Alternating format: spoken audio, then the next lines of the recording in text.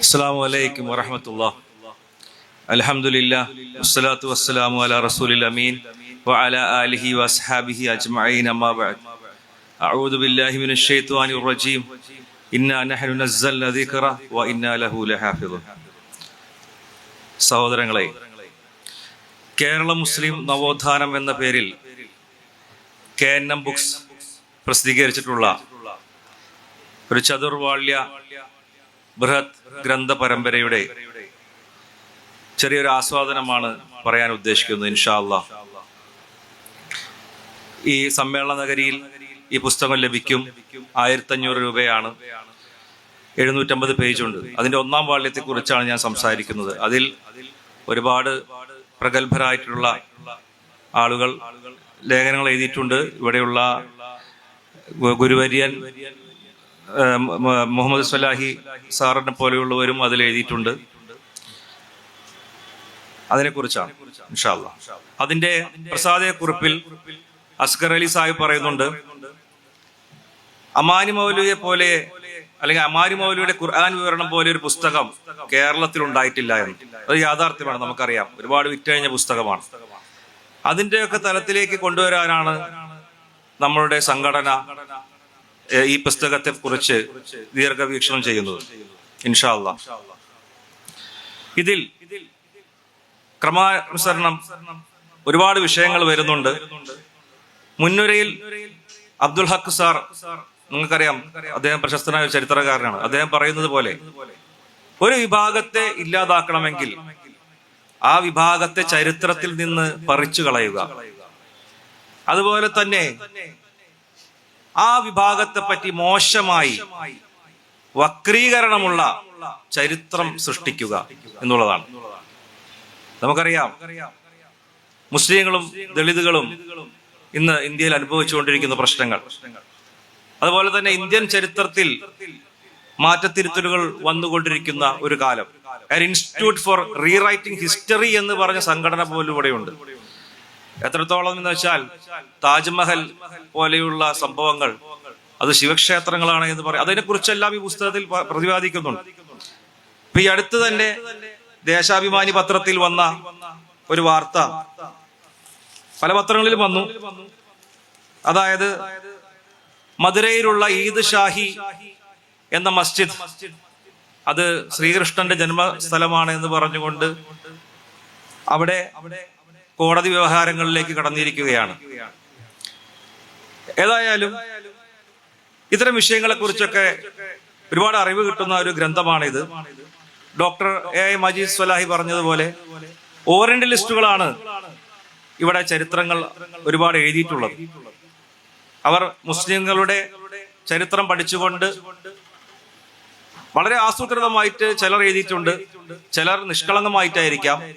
ഏതായാലും അതിൽ നിന്നെല്ലാം മാറി ഒരു മുസ്ലിം വ്യൂ പോയിന്റ് സത്യമായി വേർപ്പെടുത്തിക്കൊണ്ട് തലൽ അസദിന്റെ ആ ഒരു ശൈലി ഉപയോഗിച്ചുകൊണ്ട്, ഡിസ്കഴ്സീവ് ട്രഡീഷൻ ഉപയോഗിച്ചുകൊണ്ട് ഇതിൽ ചരിത്ര രചന നിർവഹിച്ചിരിക്കുകയാണ് ഒരു കൂട്ടം ഗ്രന്ഥകാരന്മാർ.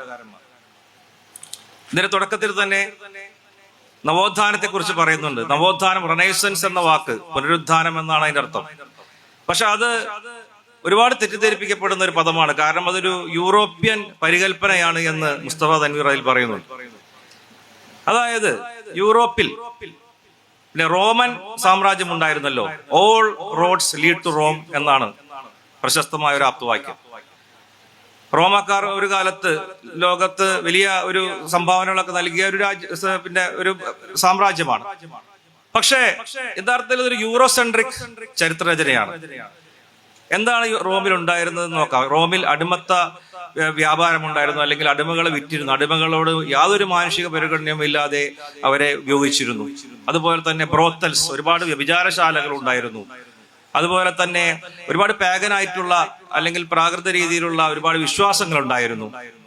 എന്നാൽ റോമാക്കാരായി ജനിച്ചാൽ, നമ്മൾക്കറിയാമല്ലോ, ബ്രാഹ്മിൺസിനും അതുപോലെ തന്നെ യഹൂദകൾക്കൊക്കെ ഉള്ള പോലെ ഒരു ജന്മം കൊണ്ടുള്ള ശ്രേഷ്ഠത കൽപ്പിച്ചുകൊണ്ട് ആ ഭാഗത്തുള്ളവർക്ക് ഒരു പ്രത്യേക അല്ലെങ്കിൽ നല്ല സുവർണകാലമായിരുന്നു അതെന്ന രീതിയിൽ യൂറോപ്യൻസ് പിന്നെ അവരുടെ ചരിത്ര ഗ്രന്ഥങ്ങളിൽ അതിനെ അവതരിപ്പിച്ചു.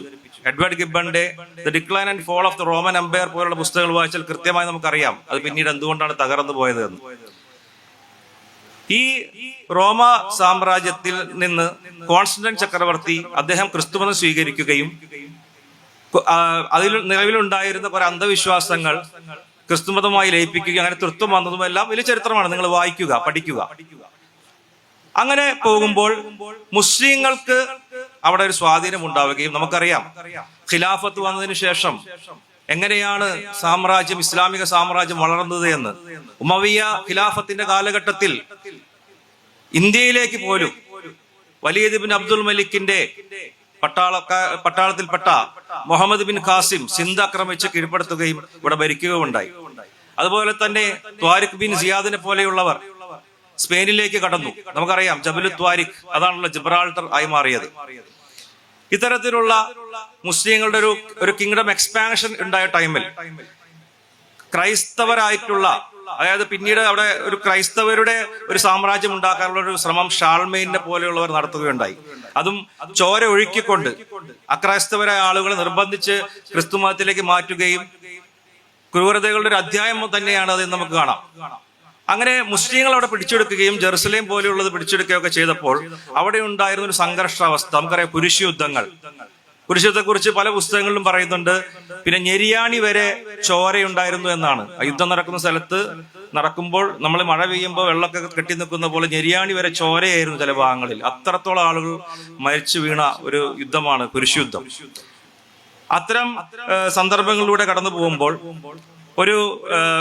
അതിൽ നിന്ന് പിന്നെ മുസ്ലിങ്ങൾ വന്നത് ആണ് യൂറോപ്പിന്റെ നാശത്തിന് കാരണമെന്നും പഴയ കാലത്തേക്ക് തിരിച്ചു പോകണമെന്നുള്ള അർത്ഥത്തിലാണ് യൂറോപ്യൻ റെനേസൻസ് ഉദ്ദേശിക്കുന്നത്. പക്ഷെ ആ നവോത്ഥാനമല്ല ഒരു മുസ്ലിം പരിപ്രേക്ഷ്യത്തിലുള്ള നവോത്ഥാനം എന്ന് പറയുന്നത്.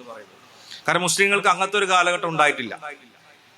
അങ്ങനെ ഈ നവോത്ഥാനത്തിന്റെ ഭാഗമായി ഇറ്റാലിയൻ ഹ്യൂമാനിസം, അതിൽ നമുക്ക് കാണാം ഒരു കല അല്ലെങ്കിൽ സാഹിത്യ തലത്തിലൊക്കെ റെനേസൻസ് ഉണ്ടായി.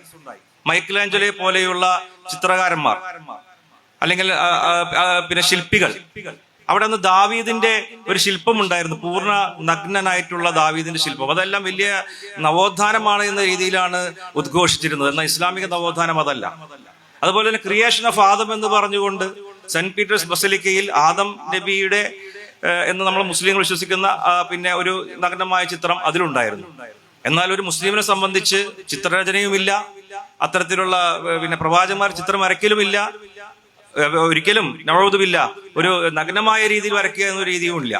ഏതായാലും ഇതൊക്കെയാണ് നവോത്ഥാനം എന്ന രീതിയിൽ ഉദ്ഘോഷിച്ചിരുന്നത്. അപ്പൊ ആ നവോത്ഥാനമല്ല നമ്മുടെ മുസ്ലിങ്ങളുടെ നവോത്ഥാനം എന്ന് പറയുന്നത്. നമുക്കറിയാം ക്ലാഷ് ഓഫ് സിവിലൈസേഷൻസ്, ഫ്രാൻസിസ് ഫുക്കയാമ്പ എഴുതിയ ഒരു പ്രശസ്തമായ ബുക്കാണ് end of history and the last man.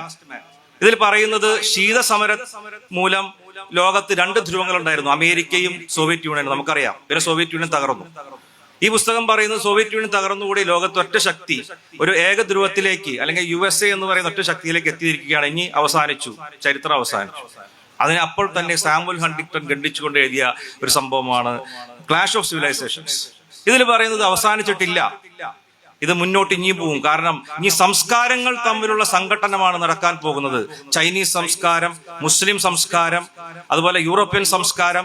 ഇതിൽ അവസാനം ഈ പാശ്ചാത്യൻ സംസ്കാരം വിജയിക്കണം എന്നുള്ളതാണ് അതിന്റെ തീമായിരുന്നത്. ഏതായാലും ആ ഒരു രീതിയിൽ ആണ് ഇപ്പോൾ ലോകത്ത് ഇപ്പൊ ഈ ആഗോളവൽക്കരണം എന്ന് നമ്മൾ പറയുന്നുണ്ട്, ഗ്ലോബലൈസേഷൻ. ഇതുപോലും ഒരു നവ കൊളോണിയലിസം ആണ് എന്ന് നമുക്ക് അറിയാം. അതായത് കൊളോണിയലിസത്തിന്റെ പല സംഗതികളും കുത്തിക്കയറ്റുക, അല്ലെങ്കിൽ പാശ്ചാത്യൻ സംസ്കാരമാണ് ഉന്നതിയിലുള്ളത് എന്ന രീതിയിൽ പ്രൊപ്പഗാൻഡ നടത്തുക എന്ന്. അതിൽ നിന്നെല്ലാം മാറി മുസ്ലിം നവോത്ഥാനം എങ്ങനെയാണ് വ്യത്യസ്തപ്പെടുന്നത് എന്ന് ഈ പുസ്തകം വായിച്ചാൽ നമുക്ക് കൃത്യമായി അറിയാൻ കഴിയും. നമുക്കറിയാം സലഫി എന്ന് പറയുന്ന പദം, അസ്വലഫ് സ്വാലിഹ് എന്ന് പറഞ്ഞു കഴിഞ്ഞാൽ സചരിതരായ മുൻഗാമികൾ.